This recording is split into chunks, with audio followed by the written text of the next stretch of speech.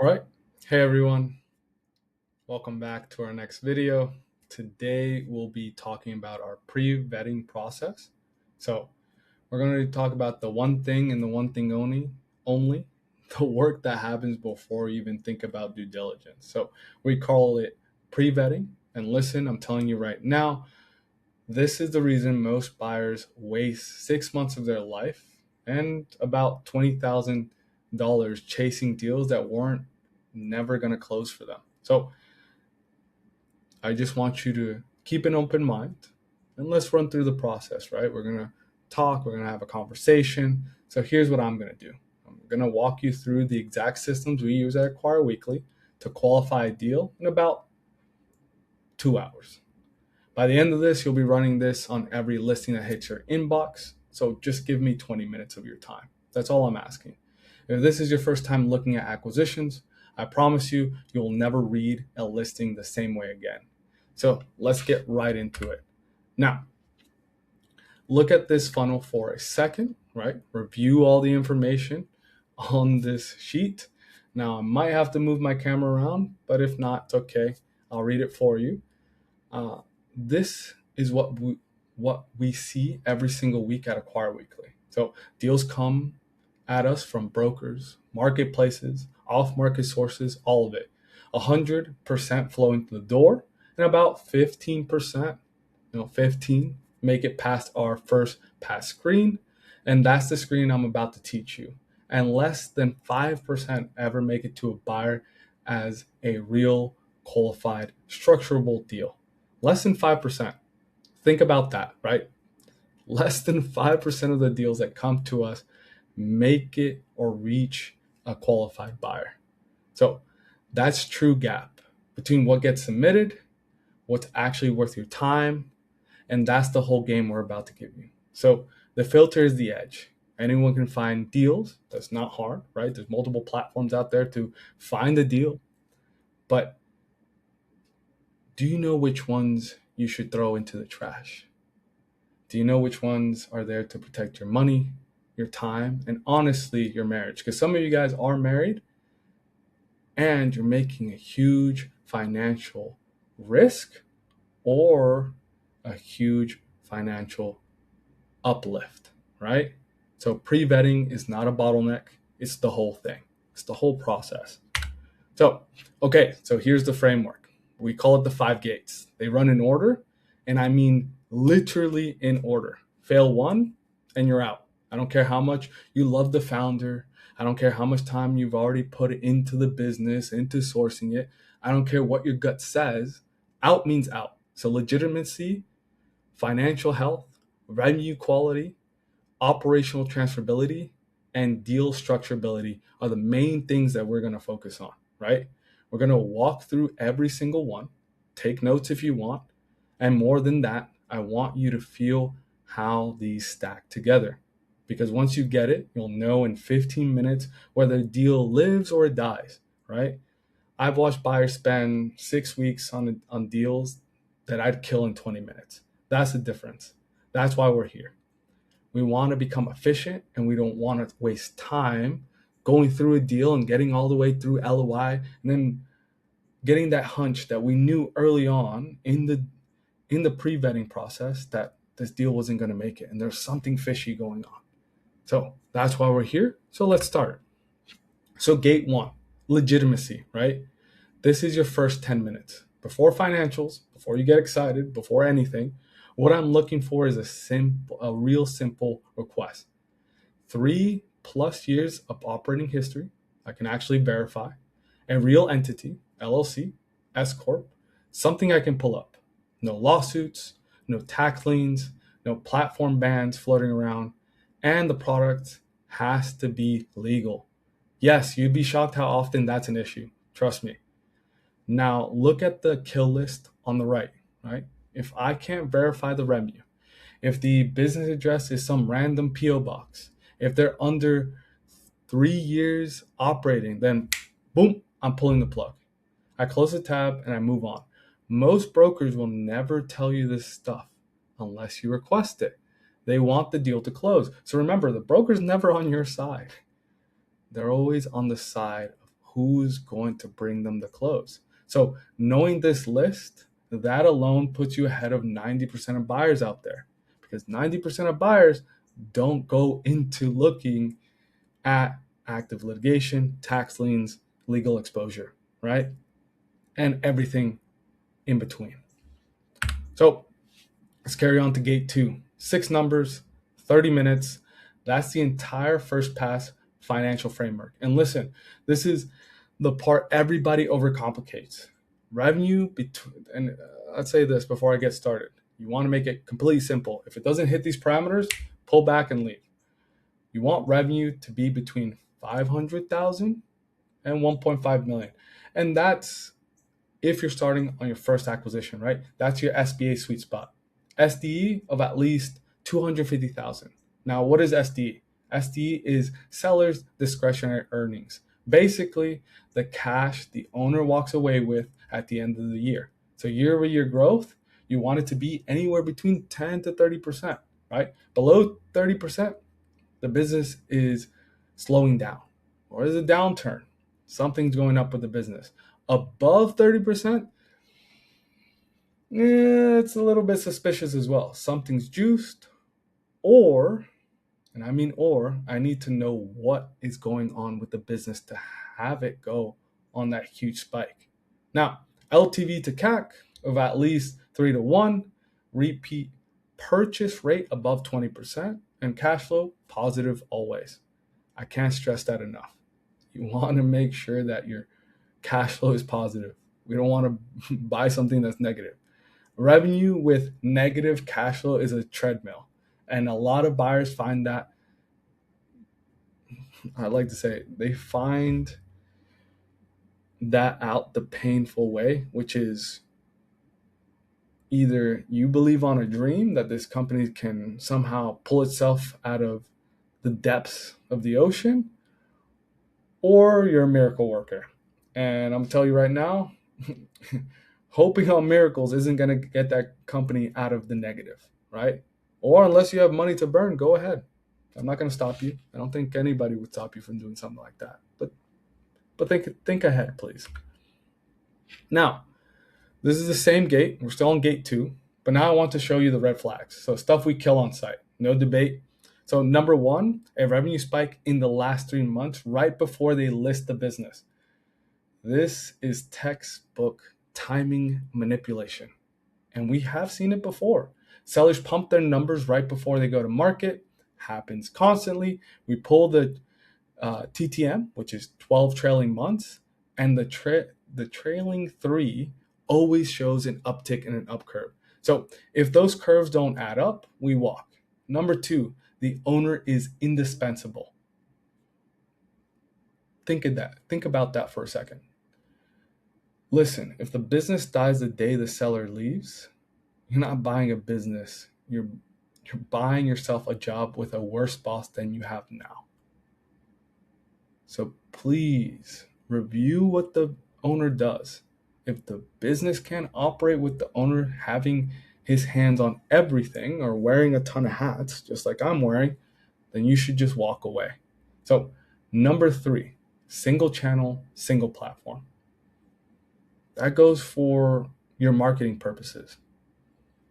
One banned meta account, one supplier going out of business, and the whole thing is gone overnight. So this is for any businesses that have to do with manufacturing or an e-commerce, or rely on a 3PL, or rely on I like to say, a marketing engine.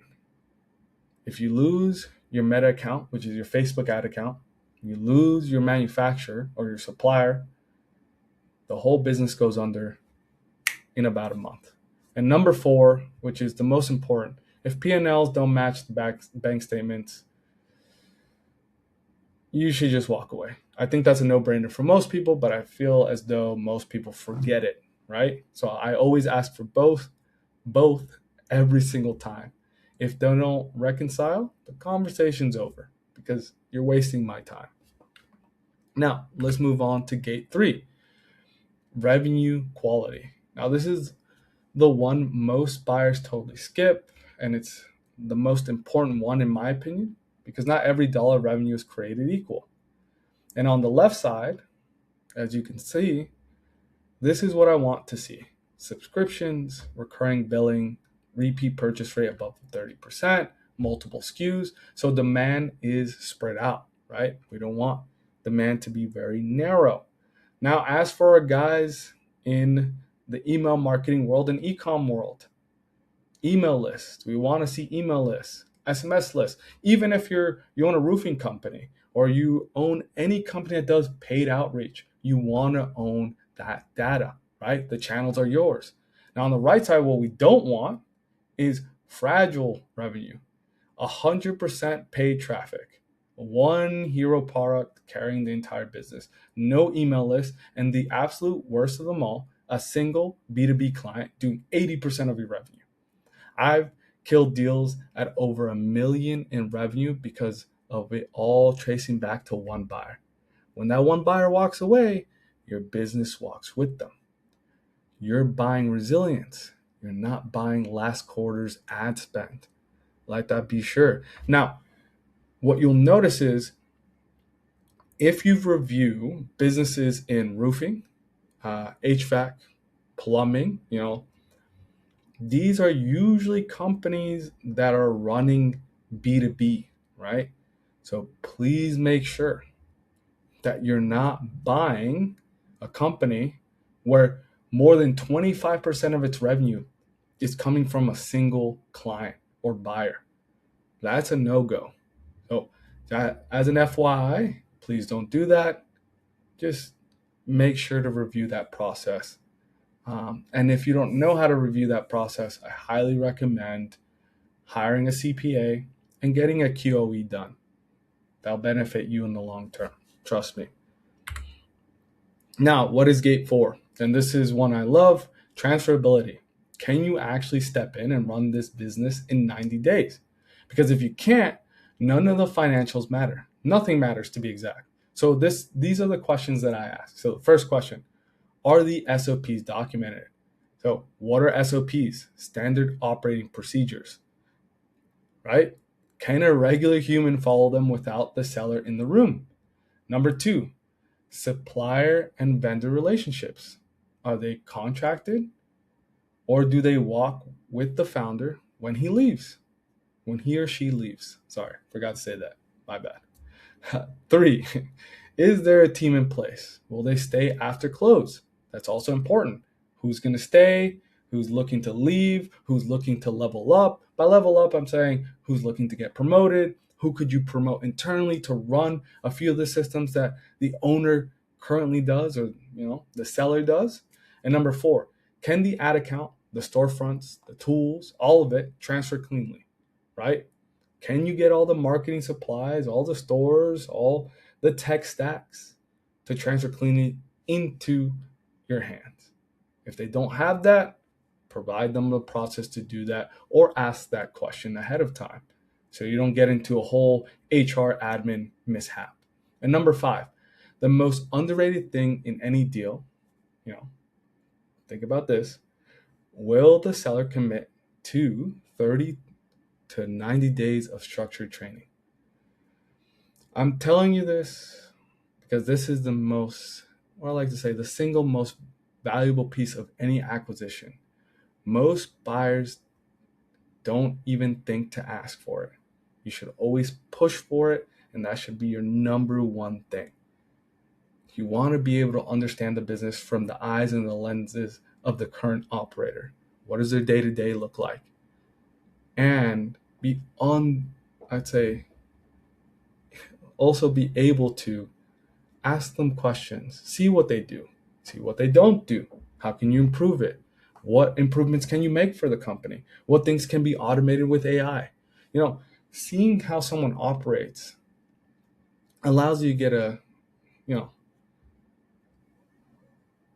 I don't know how to word this, allows you to fully grasp where to optimize and where to reduce costs.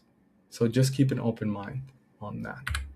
Now, last but not least, gate 5, the last one, can we actually build the stack? So look, you can have the cleanest business in the world, but if the deal can't be structured, you don't have a deal at all, right?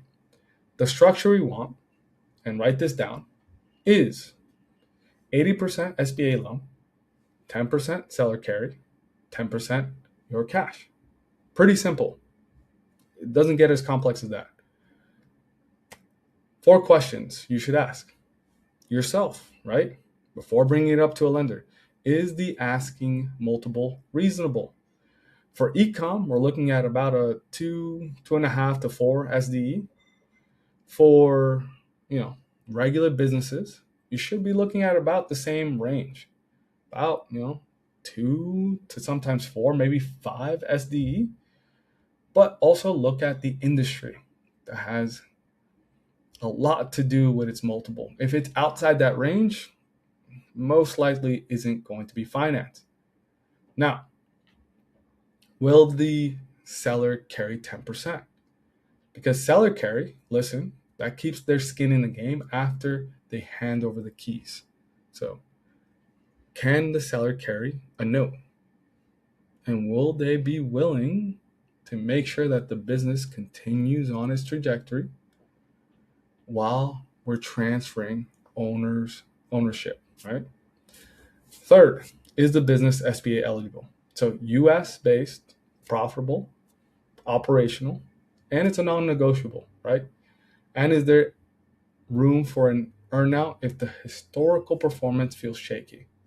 I highly recommend doing an earnout. It just helps out, keeps the owner on board, and also makes sure that performance stays stable as we're transferring the ownership, because that protects you. And look, if you can't structure the deal, you don't have a deal. You have a wish, and wishes don't close. So always keep that in mind as well. If you don't have a deal and you can't come to a deal, or come to the table at a deal with your lender and with the seller, then you don't have a deal at all, and they're wasting your time. Just move on. So this will be your scorecard. So every deal that comes to Acquire Weekly gets run against this exact scorecard. 5 rows, pass or fail on each one. The threshold are right there on the right side. Fail any one, the deal is out. So I want you guys to understand, I don't care how much we like the seller. They could be an amazing human being, but the deal has to pass all 5. And if it does, now we're talking. Now it goes to deal flow. Now it goes out to our qualified buyers. This whole system, this whole thing, it lives on one page. Seriously, screenshot this slide, print it out, tape it to your monitor. Next time a broker emails you a listing, you'll have a real answer in 2 hours instead of 2 weeks of guessing, right? This is how something passes or fails. And it's pretty simple to learn, to be quite honest. Now, all right, let me show you what passing actually looks like. So let me show you guys a pet supplement brand, 4 years operating, doing $1.2 million in revenue, 25% net margin, growing at 18% year over year, 34% repeat rate. It's crisp. It's beautiful. Asking 1.5, buyer cash in about 105 grand. Now watch this. Walk it down the gates with me. Legitimacy. Clean LLC. It's been working for 4 years. No issues with litigation. So it clears it. Perfect. Financials. 300,000 SDE. Right above our 250 minimum mark. It's cash flow positive.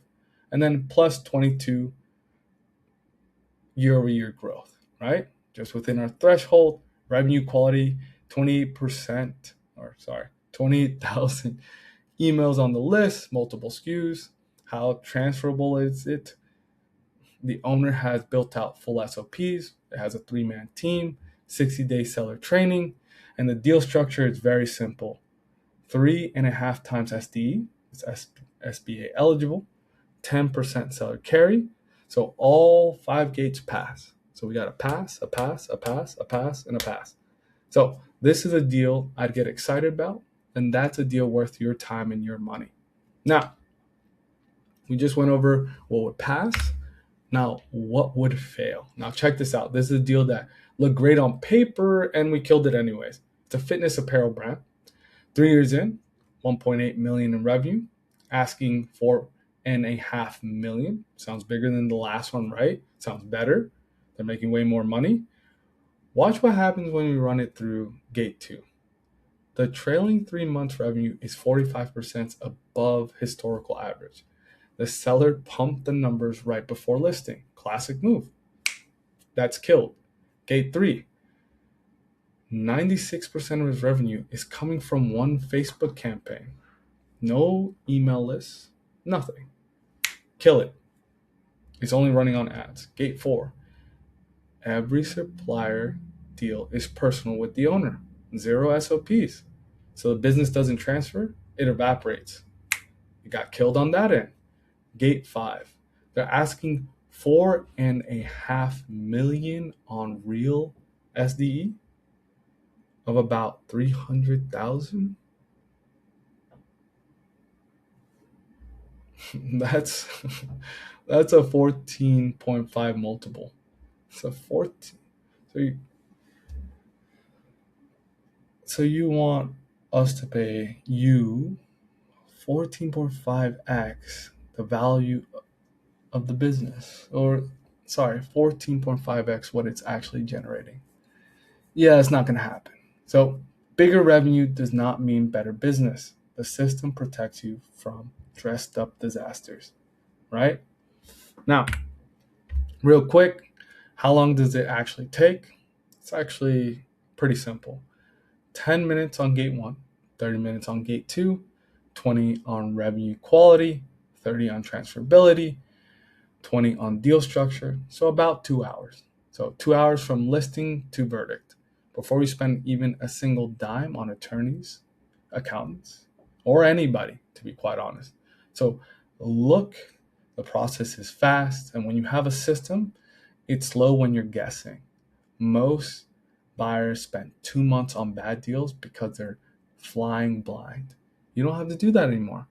You have our framework now.